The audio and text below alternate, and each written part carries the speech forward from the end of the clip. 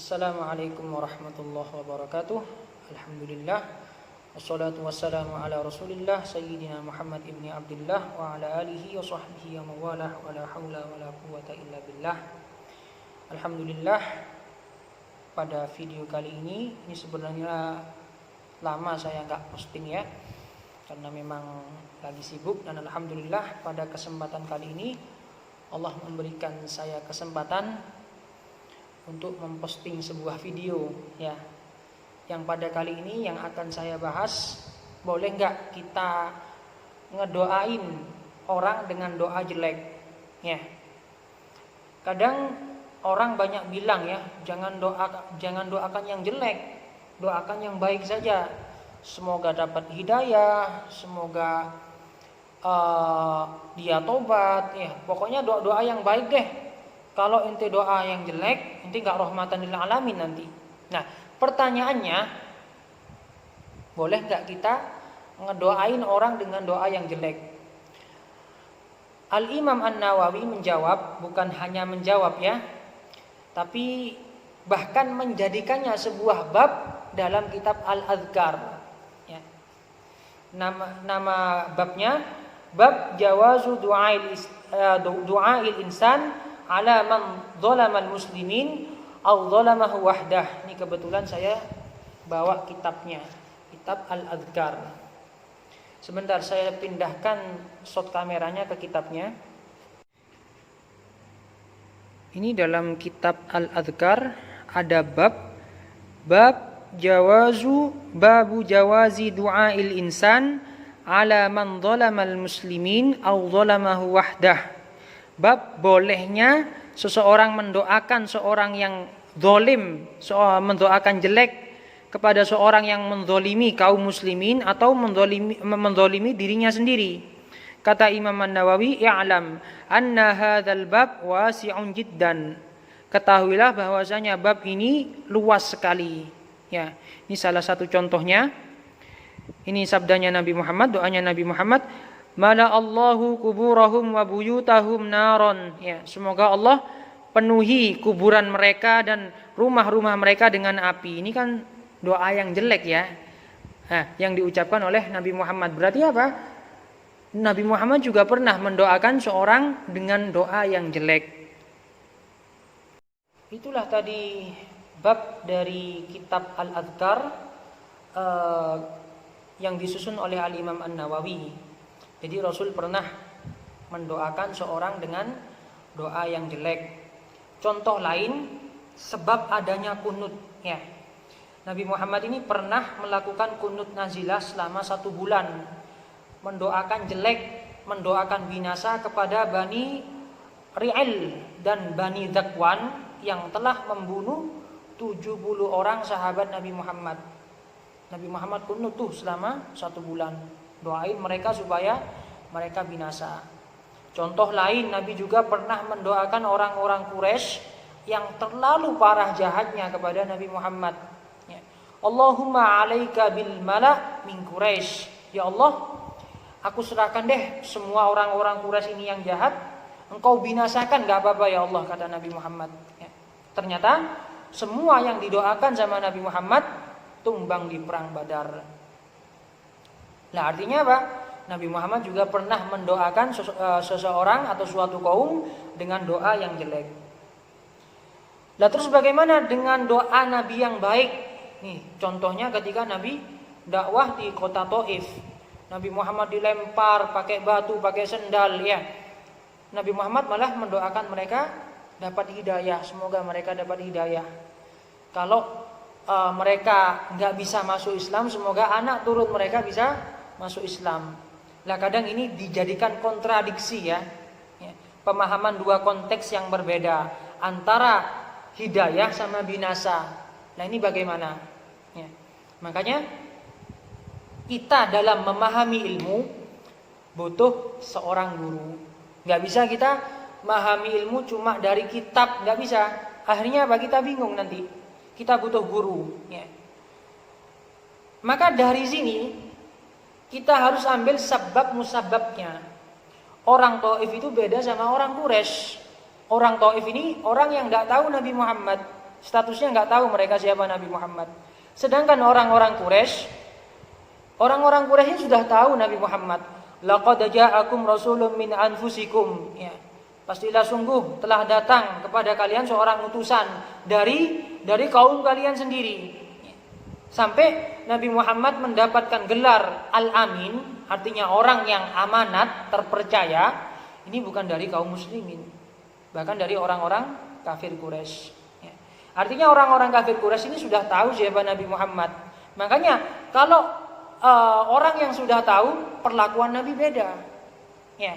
Perlakuan Nabi kepada orang yang tidak tahu sama kepada orang yang sudah tahu beda.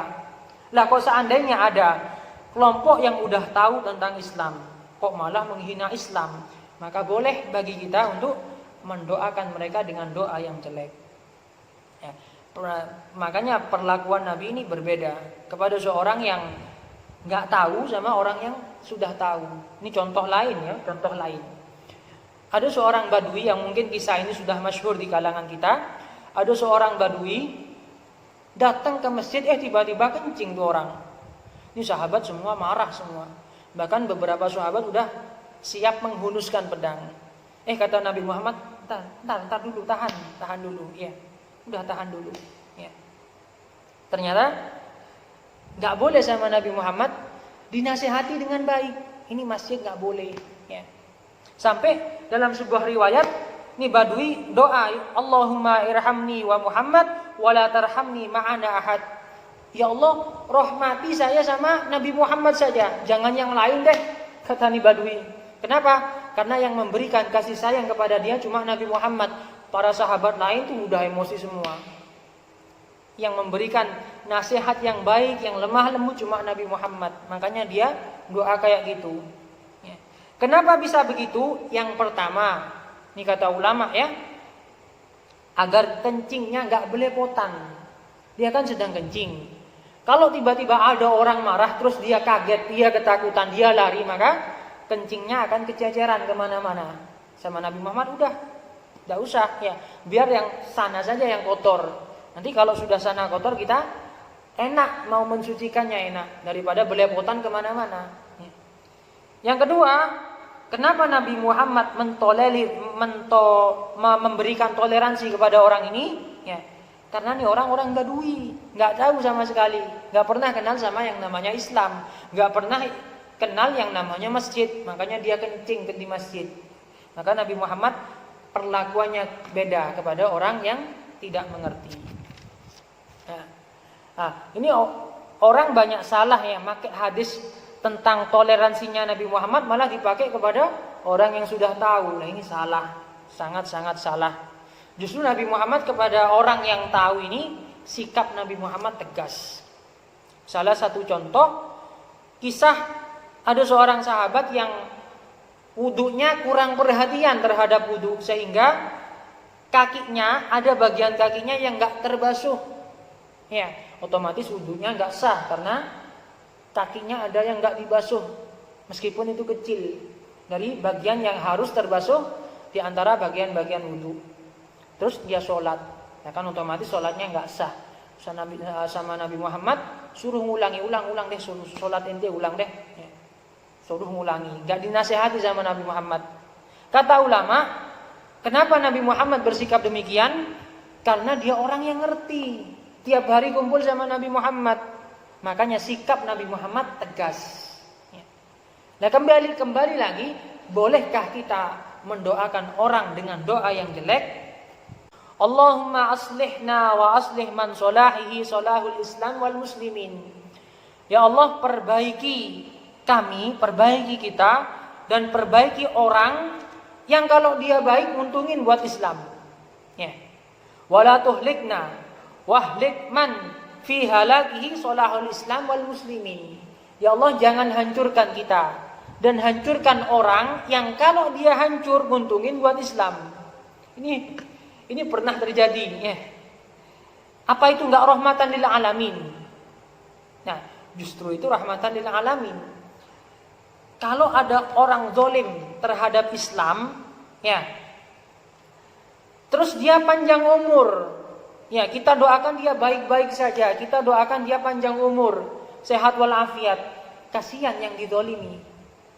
Mending dia mati, umat Islam atau banyak orang tenang. Lah kan mandangnya ke sana, rahmatan lil alaminnya ke sana, ya. Justru kalau ada orang zalim yang kita doakan dengan panjang umur, ini kasihan. Kasihan umat Islam lainnya, kasihan orang banyak yang terzalimi.